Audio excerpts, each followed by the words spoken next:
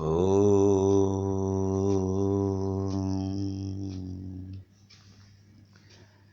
నారాయణోహం నరకాంతకోహం పురాంతకోహం పురుషోహమీశః అఖండబోధోహం అశేషసాక్షి నిరీశ్వరోహం నిరహంచ నిర్మమః. నేను నారాయణుడను, నరకాసురుని అంతమొందించిన వాడను, త్రిపురాసురుని సంహరించిన వాడను, పరమ పురుషుడను, ఈశ్వరుడను. నేను అఖండ బోధ స్వరూపుడను, సర్వసాక్షిని, స్వతంత్రుడను, అహంకార మమకారములు లేనివాడను. హరి ఓం తత్సత్.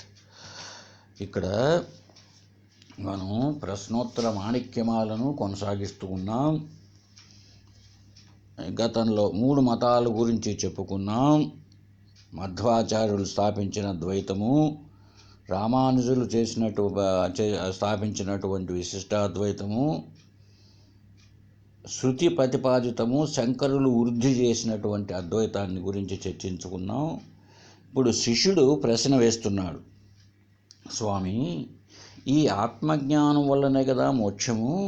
ఈ ఆత్మజ్ఞానం కలగాలంటే ఒకటవది వైరాగ్యం ఉండాలి, ఆ రెండవది బోధ అంటే ఆత్మజ్ఞానం కలగాలి, మూడవది ఉపరతి, తన పాటికి తాను ఆనందంగా జీవించడం కావాలి అంటూ ఉంటారు కదా. ఈ వైరాగ్యము, బోధ, ఉపరతులు ఈ 3 కూడా ముముక్షులుగా ఉన్న వాళ్ళు గ్రహించాలి. కాబట్టి వాటి విషయాన్ని కొంచెం తెలియచేటట్టుగా నాకు చెప్పగలుగుతారా అని అడిగాడు. అప్పుడు చెప్తున్నారు స్వామి, నాయన, ఈ 3 వైరాగ్యము, బోధ, ఉపరతులు ఈ 3 గురించి తప్పక మనం తెలుసుకోవాలి. ఇవి ఆత్మజ్ఞానం దృఢపడడానికి 3 చాలా అవసరం అని చెప్తున్నారండి. వైరాగ్య బోధ పరమ సహాయాస్తే పరస్పరం. వైరాగ్య బోధ ఉపరమ సహాయాస్తే పరస్పరం ప్రాయేణ సహ వర్తంతే వియుజ్యంతే క్వచిత్ క్వచిత్. ఈ వైరాగ్యము, బోధ, ఉపరతులు ఈ 3 కూడా ఒకదానికొకటి సహాయపడతాయి. నీకు దృఢమైనటువంటి జ్ఞానం కలగాలంటే అయితే ఈ 3 ఉండవలసిందే. అయితే ఈ ఒక వ్యక్తి ఉన్నాడు, ఒక సాధకుడు. ఈ 3 కూడాను కలిసి ఉంటాయి. కొంతమందికి అదృష్ట జాతకులు ఉంటారు, లేదా గత జన్మ సంస్కారవంతులు ఉంటారు, సాధనాపరంగా ఉత్తమ సాధకులు ఉంటూ ఉంటారు. వీళ్ళల్లో ఈ 3 కూడా ఉంటాయి. కొంతమందిలో ఈ 3 ఒకటి లేకుండా పోవచ్చు, ఇంకొంతమందిలో 2 లేకుండా అయినా పోవచ్చు. కనుక ఈ 3 యొక్క స్థితి ఇది. సరే, ఈ 3 విషయంగా మనం చెప్పుకునేటప్పుడు ఈ వైరాగ్యం ఏమిటో, బోధ ఏమిటో, ఉపరతి ఏమిటో చూద్దాం. ఈ వైరాగ్య, బోధ, ఉపరతుల గురించి కొద్దిగా, ఎందుకంటే మామూలుగా వైరాగ్యస్య భావ, విరాగస్య భావ వైరాగ్య. విరాగం, కోరిక లేకుండా ఉండడమే వైరాగ్యం అనబడుతుంది. అయితే తత్ వైరాగ్యం జుగుప్సాయా దర్శన శ్రవణాదిభిః దేహాది బ్రహ్మ పర్యంతే అనిత్యే భోగ వస్తుని అని చెప్పడం జరిగింది. ఇంకా దర్శనము, శ్రవణము మున్నగు విధుల మూలమున ఈ దేహం మొదలు బ్రహ్మ పర్యంతముగా ఉన్న అశాశ్వతములైన భోగ్య పదార్థముల ఎడల ఏవగింపు, రోత జనించుటయే వైరాగ్యము అంట. దానికి ఒక సూక్తిలాగా చెప్పారండి. కాకస్య విష్ఠావత్ అసహ్య బుద్ధి భోగేషు సా తీవ్ర విరక్తి రిష్యతే. కాకస్య విష్ఠ, కాకి రెట్ట ఎందుకు పని మాలింది, కాకి రెట్టేసిందని కూడా మనం దాన్ని అంతా కడిగేసుకొని స్నానం చేస్తారు. అటువంటి అసహ్య బుద్ధి కలగాలి. దేనిపైన? భోగేషు, ఇహలోక భోగాలు కానీ పరలోక భోగాలు పట్ల విరక్తి రావడమే వైరాగ్యము. ఇది లేనంత వరకు జ్ఞానం దృఢపడుతుంది అని చెప్పడానికి లేదు. ఎందుకని? ఎప్పుడు వైరాగ్యం పొందనంత వరకు ఎట్లా ఉంటుంది? ఈ శరీరము పట్లను, ప్రపంచము పట్లను ఎంతో రాగద్వేషాలు ఉంటూ ఉంటాయి. అవి పొందాలి, విషయ సుఖాలను పొందాలి, ఆనందంగా జీవించాలి, ఇదే ఆనందం అన్న భావనలు ఉంటాయి. అప్పుడు ఇహలోకానికి సంబంధించిన కర్మకాండలంతా చేస్తూ ఉంటాం, దాని ఫలితాలు పొందుతూ ఉంటారు. ఇక ఇది దాటితే పరలోక సుఖాలను గురించి కొన్ని పురాణాలు, కొంతమంది గురువులు చెప్తూ ఉంటారు. నాయనా, అక్కడ స్వర్గాన్ని పోయావనుకో, అక్కడ ఇట్లా ఉంటుంది, అక్కడ నీకు ఆహారంతో పనే లేదు, నువ్వు అమృతం, ఇక్కడ బ్రాందీ విస్కీ తాగుతావు కదా, అక్కడ అమృతం తాగొచ్చు, దేవతలంతా అమృతం తాగుతూ ఉంటారు, అందుకే దాని పేరు సురాపానము, సురులు తాగుతారంట, దానికి సురాపానం అన్నారు. అక్కడ నీకు ఇంకేమీ పని లేదు, ఎందుకు? నీకు ఆహారంతో పని లేదు కదా. తర్వాత అక్కడ భార్య భర్త ఇట్లాంటివి ఉండినా ఉండకున్నా అక్కడ నువ్వు అనుభవించడానికి అనేక మంది స్త్రీలంతా ఉంటారు అని చెప్పేటప్పటికీ ఇక్కడ ఏమైపోతుంది లోకులకు? ఓహో, ఈ బ్రతుకున్నంత వరకు వీటితో సుఖాలను అనుభవించాం, ఇప్పుడు మనం ధర్మకార్యాలు చేస్తే, పుణ్యం సంపాదిస్తే, అక్కడికి పోయి చనిపోయిన తర్వాత కూడా మనం ఆనందాన్ని అనుభవించు అన్న ఆలోచన వస్తుంది. వచ్చినప్పుడు అప్పుడు ధర్మకార్యాలు, పుణ్యకార్యాలు చేస్తారు. కాబట్టి పాపకార్యాలైనా బంధమే, పుణ్యకార్యాలైనా బంధమే అన్నది తెలిసి వచ్చినప్పుడు మాత్రమే ఈ శరీరం లేకుండా ఉండాలి అన్న ఆలోచన, అంటే ముముక్షుత్వం కలుగుతుంది. కాబట్టి వైరాగ్యము యొక్క గొప్పతనం ఇది నాయన శిష్య. తర్వాత బోధ. బోధ అంటే ఆత్మజ్ఞానం, బోధ అంటే టీచింగ్. ఆత్మజ్ఞానం ఎలా వస్తుంది? గురువు దగ్గరికి వెళ్ళి శ్రవణ మనన నిధిధ్యాసనం చేస్తూ రాగా, మంచి శాస్త్రాలు స్వాధ్యాయం చేస్తూ రాగా ఆత్మజ్ఞానం కలుగుతుంది. ఇది చాలా ముఖ్యం. ఆత్మజ్ఞానం, ఆత్మ అంటే ఏంటో తెలియకుండానే ఈశ్వరుణ్ణి ఒకరిని ప్రతిపాదించుకొని అక్కడెక్కడో ఒక చోట పెట్టేసి అన్నీ చేస్తూ ఉంటే వాటి ఫలితం పుణ్యకార్యాలు కాబట్టి మంచిదే. అయితే ఆత్మజ్ఞానం కలిగితేనే మోక్షం. జ్ఞానే దేవతు కైవల్యం. జ్ఞానాదేవతు కేవలత్వం అంటే మోక్షము జ్ఞానం వల్లనే లభిస్తుంది. జ్ఞానాగ్ని దగ్ధ కర్మ అని అంటోంది భగవద్గీత.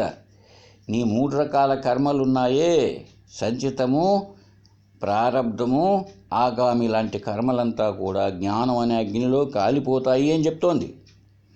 కనుక ఆత్మజ్ఞానం యొక్క గొప్పతనం అలా ఉంటుంది. తర్వాత ఉపరతి.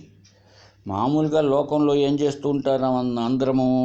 బయట ఉండేటువంటి శబ్ద స్పర్శ రూప రసగంధాది విషయాలు ఉంటాయి కదా, వాటిల్లోనే ఆనందం ఉన్నది అని కదా పరుగులు పెడుతూ ఉంటాం. ఇప్పుడు ఏమైంది?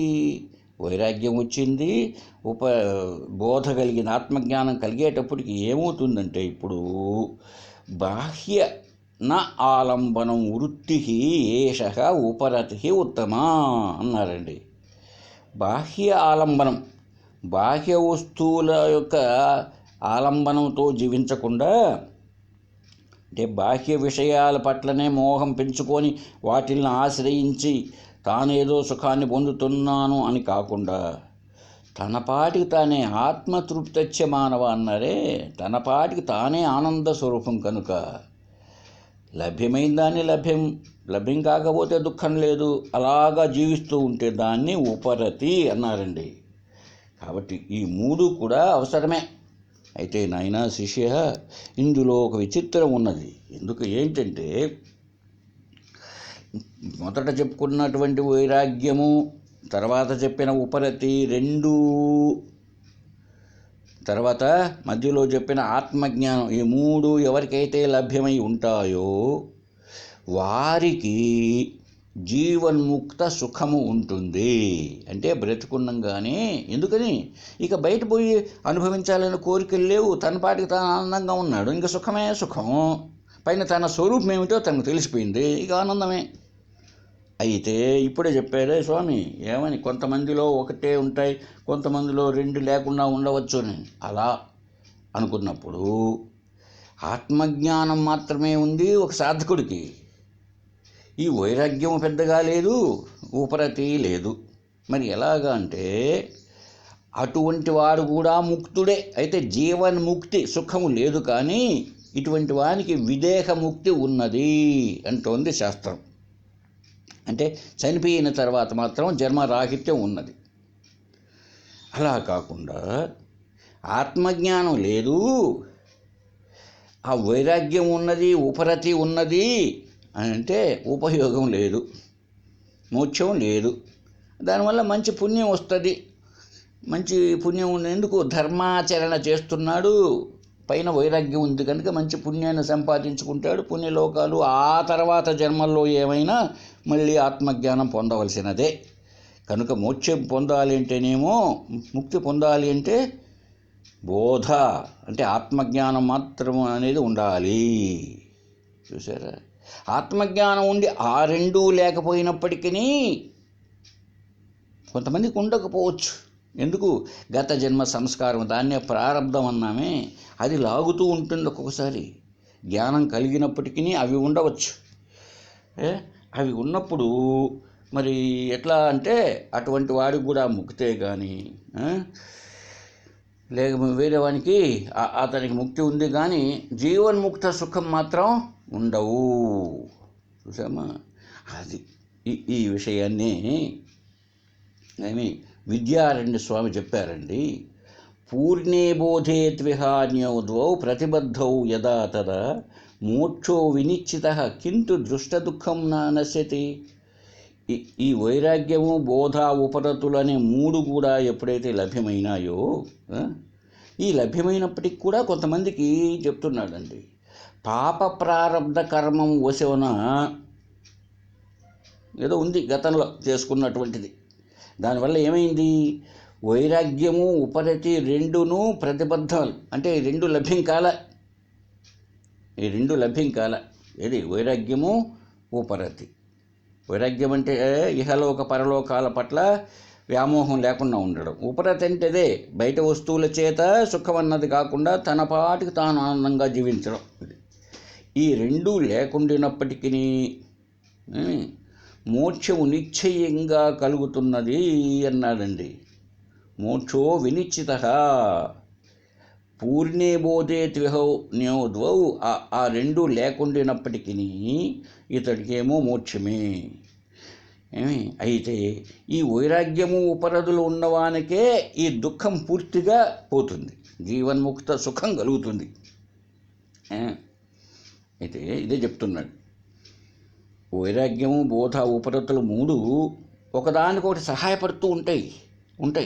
అయినా కూడా ఒక్కొక్కసారి అవి లేకుండా కూడా ఉంటాయి. ఇప్పుడు ఒక వ్యక్తి బాగా మంచి తపస్సు చేశాడు, ఈశ్వర అనుగ్రహము ఉన్నాడు, ఉత్తమ అధికారి అంటే బాగా అర్హత ఉన్నది, ఇటువంటి వాడికి మూడు ఉన్నాయి.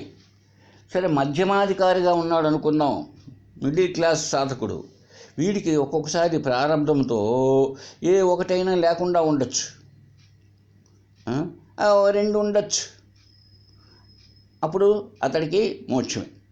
అయితే ఆత్మసాక్షాత్కార రూపబోధ ఉన్నదే, అంటే దృఢ అపరోక్షానుభూతి, అనుభవ జ్ఞానము, ఇది గన ప్రతిబద్ధమైతే, అంటే ఇది లభ్యం కాకపోతే ఆ సాధకునకు మోక్షప్రాప్తి కలుగుటలేదు.